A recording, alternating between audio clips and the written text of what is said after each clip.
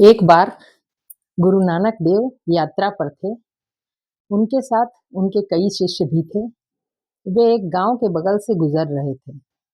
गांव के बड़े जमींदार ने जब उनके आने का समाचार सुना तो उनके सम्मान में उन्होंने एक बहुत बड़ा भोज दिया और गुरु नानक देव को आमंत्रित किया।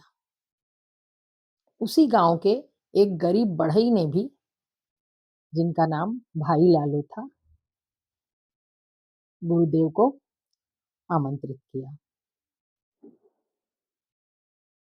गुरुदेव पहले बढ़ई लालू के यहाँ गए और वहाँ उन्होंने भोजन ग्रहण किया। वहाँ तो रूखा सूखा ही भोजन था, क्योंकि भाई लालू एक गरीब किसान था। भोजन करने के बाद उन्होंने वहाँ से एक रोटी उठा ली और अपने पास रख ली।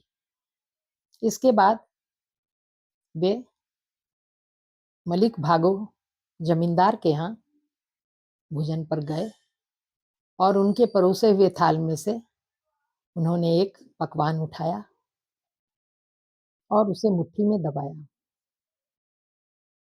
जब मुट्ठी में दबाया तो उस पकवान से खून रिसने लगा। इसके बाद उन्होंने बढ़ई के यहाँ की रोटी को भी मुट्ठी में दबाया। उस सूखी रोटी में से दूध निकलने लगा।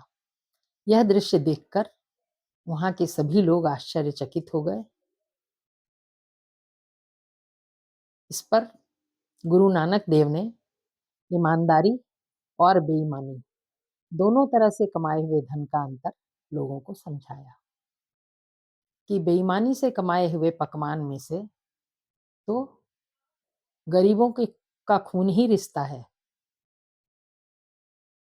और खून पसीने की कमाई, मेहनत से जो कमाया हुआ धन है गरीब बढ़ई का, उसकी सूखी रोटी में से भी दूध निकल रहा है।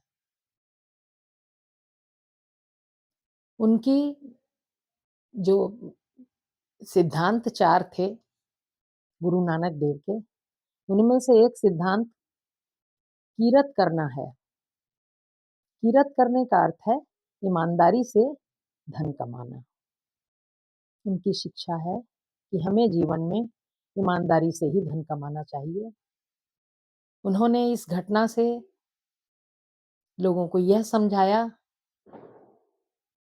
और ईमानदार बनने की प्रेरणा दी कि ईमानदारी की रोटी से सदा सुख, शांति, आनंद और सुकून होगा जीवन में, और बेईमानी की कमाई हुई रोटी से कभी भी सुख शांति नहीं आएगी, कभी भी जीवन में आनंद नहीं आएगा, बरकत नहीं रहेगी। जो ईमानदारी का धन होता है उसमें बरकत होती है, धन कम होता है और उसका उपयोग बहुत अच्छा होता है। तो हमें जीवन में ईमानदार रहने की आवश्यकता है। गुरु नानक देव की यह एक बड़ी शिक्षा हम लोगों के लिए है, और इस घटना से इसी का हम लोगों को ये शिक्षा मिलती है कि हम लोग ईमानदार रहें और अपने जीवन को सुख शांति से भरपूर कर लें।